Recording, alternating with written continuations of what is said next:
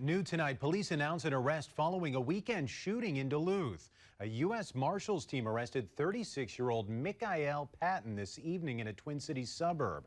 The arrest is in connection to a shooting Saturday in Duluth's Central Hillside neighborhood. While police say the shooting involved two people who knew each other, a bystander was struck by a stray bullet and taken to the hospital with non-life-threatening injuries. Patton faces several charges, including second-degree assault and felon in possession of a firearm. Still no word on what led up to that gunfire.